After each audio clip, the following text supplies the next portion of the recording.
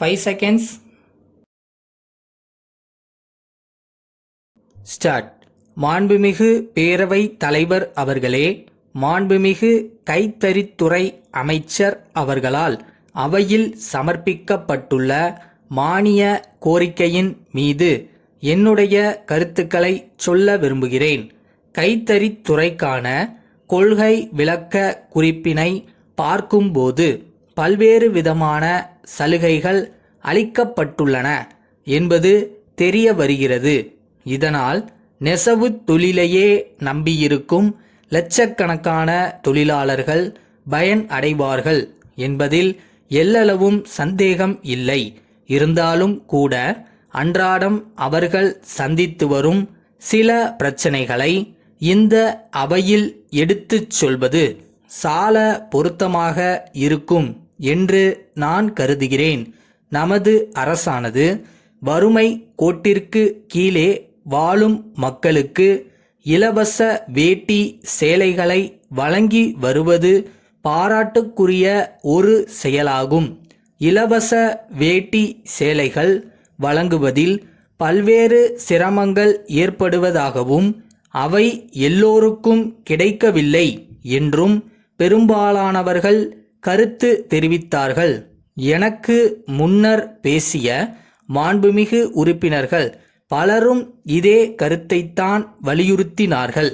இந்நிலை தவிர்க்கப்பட வேண்டுமானால் கூட்டுறவு துறையின் சார்பாக இயங்கி வருகிற நியாய விலை கடைகள் மூலம் இலவச வேட்டி சேலைகள் விநியோகிக்கப்பட்டால் இக்குறையை போக்கிக் கொள்ளலாம் என்ற என் எண்ணத்தை தெரிவித்துக் கொள்ள ஆசைப்படுகிறேன். அடுத்ததாக, நெசவாளர்களுக்கு அன்றாடம் தேவைப்படும் சிட்டா நூல்கள் குறைவின்றி கிடைத்திட ஆவண செய்திட வேண்டும் என்றும் கேட்டுக்கொள்கிறேன். சிட்டா நூலுக்கு தற்போதுள்ள விற்பனை வரியை தள்ளுபடி செய்ய வேண்டும் என்று மாண்புமிகு அமைச்சர் அவர்களை வேண்டி விரும்பி கேட்டுக்கொள்கின்றேன். ஏழை கைத்தறி நெசவாளர்களின் வாழ்வில் ஒளியேற்றும் வகையில் இவ்வரசு கொண்டு வந்துள்ள பல்வேறு நலத்திட்டங்களையும் நான் பாராட்ட கடமைப்பட்டிருக்கிறேன். அதிலும் குறிப்பாக ஏழை கைத்தறி நெசவாளர்களின் பொருளாதார தேவைகளை நிறைவு செய்யவும் அவர்களின் வாழ்க்கை தரத்தை மேம்படுத்தவும் தறி கூட்டத்துடன் இணைந்த வீட்டு வசதி திட்டம், சேமிப்பு மற்றும் பாதுகாப்பு திட்டம், நெசவாளர் குடும்ப ஓய்வூதிய திட்டம் போன்ற அருமையான நல்வாழ்வு திட்டங்களை நெசவாளர்களின் சார்பாக நான் வரவேற்க கடமைப்பட்டுள்ளேன். கைத்தறி என்கிற போது விசைத்தறியையும் நாம் மறந்துவிட முடியாது. தமிழ்நாட்டை பொறுத்தவரையில் கைத்தறியும் விசைத்தறியும் ஒரு தாய் வயிற்று பிள்ளைகள் போல கருதப்படுகின்றன. எனவே விசைத்தறிக்கு தற்போது விதிக்கப்படும் மின் கட்டணத்தை சிறிது குறைத்து வசூலிக்க வேண்டும் என்று கேட்டுக்கொள்கிறேன். காரணம், விசைத்தறியாளர்கள் அதிக அளவில் மின்சாரத்தை பயன்படுத்தக்கூடிய நிலையில் இருந்து வருகிறார்கள். அடுத்து, தமிழ்நாட்டில் பரவலான அளவில் சாயப்பட்டறைகள் செயல்பட்டு வருகின்றன. அவற்றிலிருந்து வெளியேறும் சாய நீர் அருகில் உள்ள ஆறுகளிலும் நீர்நிலைகளிலும் கலப்பதால் மக்களுக்கு தேவையான குடிநீர் பாதிக்கப்படக்கூடிய வாய்ப்பு உருவாகியுள்ளது.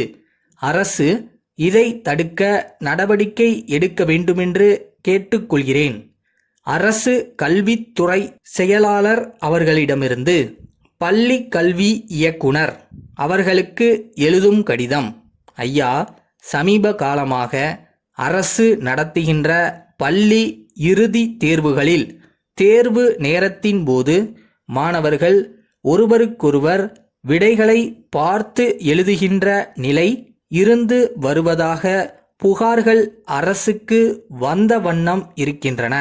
இவ்வாறு ஒருவருக்கொருவர் விடைகளை பார்த்து எழுதும் பழக்கம் மாணவர்களிடையே வளர்ந்து வருவது என்பது வரவேற்கத்தக்க ஒன்றாக இருக்க முடியாது. இத்தகைய செயல்களை தடுக்க வேண்டுமென்று பெற்றோர் ஆசிரியர் கழகங்களும் மற்றுமுள்ள பொதுநல சங்கங்களும் அரசுக்கு கோரிக்கை விடுத்தவாறு உள்ளன. அது மட்டுமல்லாமல் ஆள் மாறாட்டம் செய்து தேர்வு எழுதுகின்ற நிலையும் உள்ளது. எனவே இனி வரும் காலங்களில் இம்மாதிரியான நிலை ஏற்படாமல் இருக்க என்னென்ன வழிமுறைகளை மேற்கொள்ளலாம் என்பது குறித்து கலந்து ஆலோசித்து முடிவு எடுக்கின்ற வகையில் ஒரு கூட்டம் நடைபெற உள்ளது. அதில் பல்வேறு மட்டத்தில் உள்ள சிந்தனையாளர்களும் அறிஞர்களும் கலந்து கொள்ள உள்ளார்கள். இக்கூட்டத்தில் தாங்களும் கலந்து கொண்டு ஆலோசனைகளை வழங்குமாறு கேட்டுக்கொள்கின்றேன். தங்கள் நம்பிக்கையுள்ள